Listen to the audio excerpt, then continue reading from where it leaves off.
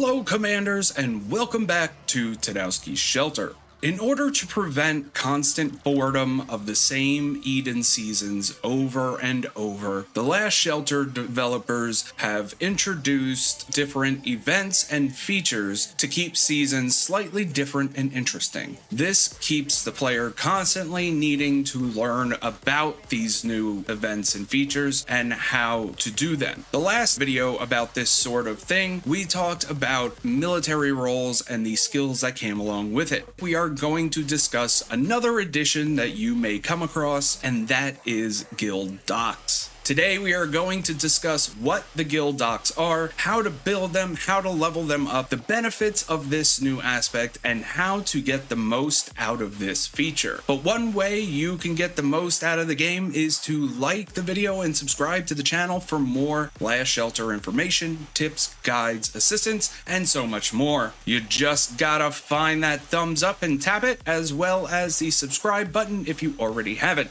But without further ado, let's get into the topic of today's video, the guild docks. Now, the guild docks is a feature during some Eden seasons that will allow your guild to get a good amount of buffs to your APCs. This will also allow you to build teleportation pads where you normally wouldn't be allowed to. When guild docks are introduced into the season, you will notice that there is a lot more water on the map than normal. In the past seasons, you would not be able to tile on the water areas. However, you will also notice that these water areas have resource tiles. This season will have a few differences. You will notice that some of the honor structures are located in the water or on an island as opposed to being strictly on land. Overall, you can tile on the water and collect resources from these tiles. The thing that you will not be able to do is build a teleportation pad. That is,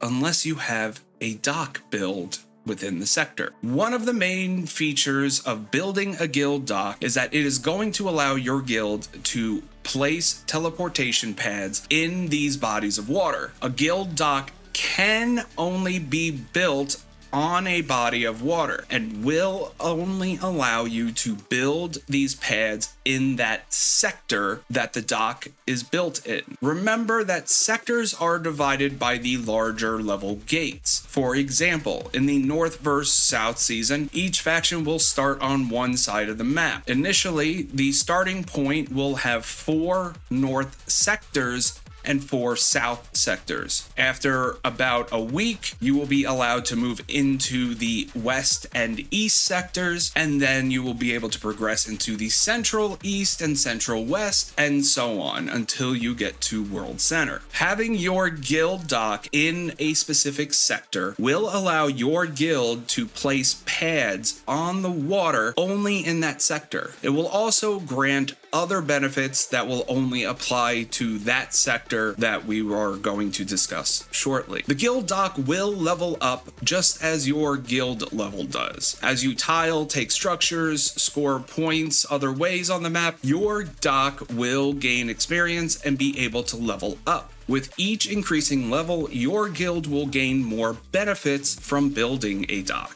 The max dock level is currently 30. Every 5 levels, a new benefit will unlock while established ones get better. The first 5 levels will increase resource production. The next 5 will introduce a faster marching speed in the sector. The next 5 will grant faster processing speeds. Then you'll go on to Doomsday Might boosts in the sector, and finally Doomsday resistance and Doomsday damage boosts. Now, to receive any of these benefits, your guild must build a dock somewhere on the map. This may be slightly confusing for some. In order to build a guild dock, you must have a 2x2 occupied area by your guild. So this is going to be similar to building a teleportation pad, but the 4 tiles just need to be owned by the guild, does not have to be by a specific player. On the map screen, Any R4 or R5 can click the build on the bottom right. Choose the dock and then place it on the occupied tiles and build. Now keep in mind, initially your guild will only be allowed to build one dock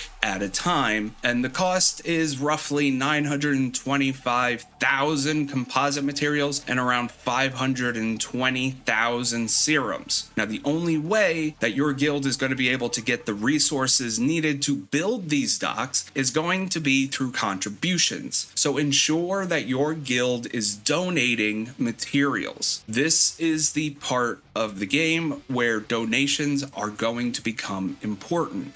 Now, there's one last thing I want to point out about docks before moving on to the next portion of it. That is, the docks are going to be able to be attacked by enemy guilds and can be destroyed. With the high cost of a dock and the massive benefits of having one placed, it is important to be strategic with your dock placement and to keep it safe from attacks as best as possible. There is also one more really big feature that comes with the dock, and you will find it at the top right of your guild dock main screen. If we go to the top right, you will see individual vehicles. If you click on this, you'll be taken to a new menu. You will see different vehicles that are going to be unique to you. Each vehicle has its own benefits and can be leveled up by using your own materials. These vehicles will add huge gains to your APCs. The first time you get the docks, you will get access to 3 vehicles: the collector ship, the attacker ship, and the ampicraft. The collector ship you will have access to immediately. However, the attacker ship and the ampicraft will become available as your guild upgrades the dock level. Now, each vehicle has its own individual boosts that it will grant to the APC it is assigned to.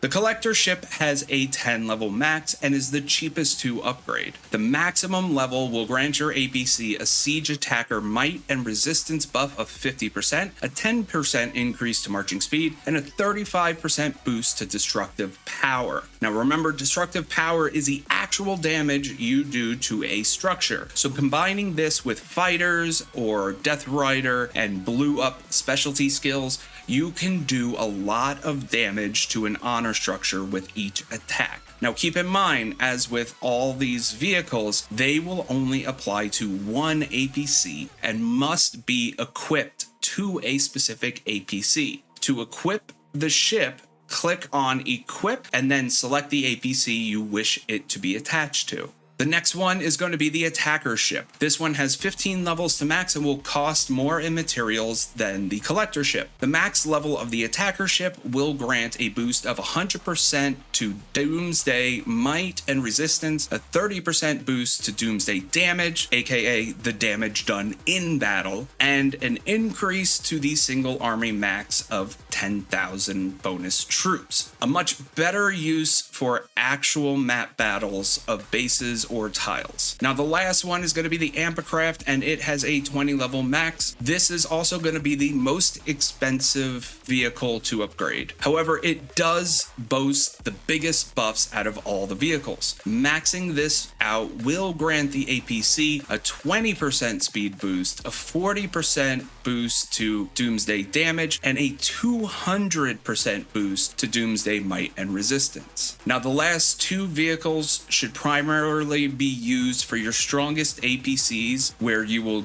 use them for battles which are opponents, bases, and garrisons. Now to make this slightly more beneficial, upgrading your vehicles will also grant you extra resources in the season achievement menu. Upgrading your vehicles and hitting certain benchmarks will grant you a lot of Doomsday coins, as well as extra Doomsday landscape set materials, so you can upgrade your landscape and get more benefits that way. Upgrading the vehicles will cost a lot of composite materials, so deciding the best way to use your composites will be vital at this point in Eden. Regretfully, you will only get a certain amount of tiles, and you must balance your resources between the immunity center, the processing plant, donating for the dock building, upgrading fortresses, and now the vehicles. Overall, the docks are a pretty cool feature that changes the tag tactics of the season. Doing the same thing every season will definitely get boring, so introducing some features that alter the gameplay tends to keep it fun and interesting. However,